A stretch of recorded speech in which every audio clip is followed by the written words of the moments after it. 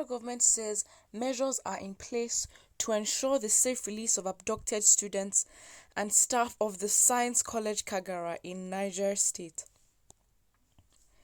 Minister of Information Lai Mohammed stated this on Tuesday during a meeting of federal officials with Governor Sani Bello. He assured that Nigerians will not surrender its sovereignty to criminals. National Security Advisor Babagana Monguno said both kinetic and non-kinetic approaches would be used to secure the release of staff and students. Mary Noel Berge, Bello's spokesperson, quoted him saying there will be both political and military efforts to resolve the issue. The NSA added that President Buhari was determined to apply whatever it takes to ensure the safety of lives and property in the country. The Inspector General of Police, Mohammed Adamu, said strategies have been put in place to deal with this situation. Adamu said the police is working with other security agencies to ensure that the kidnapped students and others abducted along Zungeru Kontagora Road are freed and unharmed. He disclosed that the police has deployed 4 units of mobile police force men to swing into action with the Department of State Services to reinforce safety. Bello in his remarks expressed delight over the prompt action by the federal government. Also on the delegation were the Interior Minister Rauf Aregbesola and the Minister for Police Affairs Mohammed Dingidi. I mean, of course, these kind of news, they're really repetitive. It's unfortunate that, the insecurity is still going on, but the hypocrisy of everything is how the government is proactive on this case. Not that the government should not be proactive, but then we can see again how many times the government has constantly proven to be on the side of the northern part of the country and how they're proactive to cater to those issues. But then when it comes to who ordered the toll gate killings and all that, and the fact is, even if they were going to, rescue these people, the perpetrators usually of these kind of crimes are from the north, but yet they are not, facing the wrath of the law. So it's the hypocrisy for me. It's the proactiveness for me. Someone here says military not political is needed now because the so-called bandits don't deserve any political treatment. They should be punished. Someone says either Buhari is the dumbest of all time or these events are chronicled planned occurrence. Either way, the activities of this government facilitate terrorists. And again, it is very true and factual because consistently there have been patterns of the Nigerian government not holding these people accountable for their actions. They might solve the case or, make sure that, the people are rescued and they're safe, but then the actual perpetrators of these crimes are not punished. How can Nigeria be visa-free entry for other countries?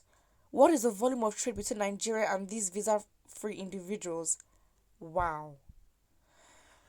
Someone says by now Nigeria is eloquently qualified to create a Ministry of Insecurity, Kidnapping, Banditry and Boko Haram with a well-funded Directorate of Supply and Settlement whose budgetary allocation should outpass that of defense. Absolutely. It's funny, but it's very, very sad.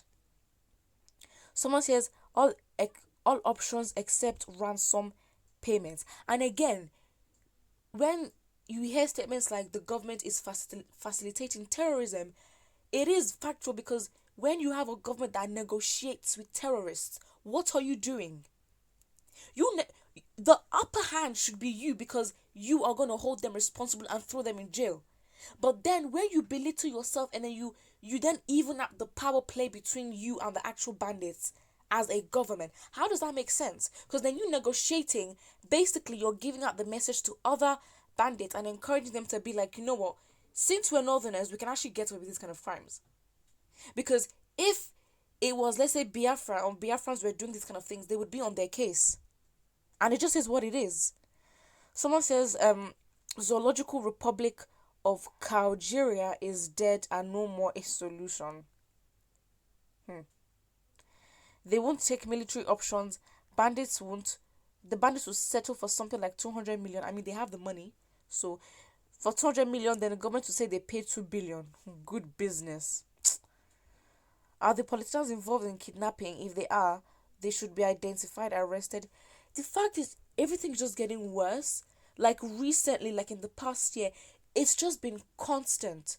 It's a different thing. Before, we knew Boko Haram existed. Not that it was a. In fact, you thinking about it and analyzing just makes you understand how abnormal the country is. There was a time where we were all fine. No, we were all fine. But Boko Haram terrorizing a section of Nigeria was it wasn't news anymore. It was okay. You know what I mean? And now there's now an occurrence of herdsmen and banditry across the nation, and then we're freaking out. Like, it shows how bad it is and how, in a way, we're getting comfortable with the abnormal because, again, what can we do? But again, we can't really have that notion because, again, we can't give the government the upper hand and make them think that they have every right to, oppress the people even longer, because these are oppressive tactics and they're working. And the fact is, the people of Nigeria are divided, and it makes the job of the government very, very easy because, again, we don't like each other. Nigeria was not made for us to be united. Again, I will keep saying this: Nigeria was a trade deal. It is what it is, and that's that as far as that is concerned. So it just is what it is, and the realistic option again is basically for Nigeria to be divided. That's just what it is. That is just what it is. Because now the kidnapped Niger students, and it's sad that this shouldn't be happening, but it just happens. And yeah, it's bad. It's bad. Um, at this point, our responsibility is to hold these people accountable as much as we can, even though, yes, we might not be large in number in terms of realistic, proportion of the amount of Nigerians holding these people accountable. But online, the pressure, we just have to put in that. We have to try and make sure that people understand who they're going for and why they're supporting who. But then again, there's only so much you can do when some people decide that they want to go with, their heroes or whatever. It's sad, it's disheartening, but it's the country we live in, and it's our reality. So yeah, put what you think about this in the comment section below, and do not forget to like and subscribe.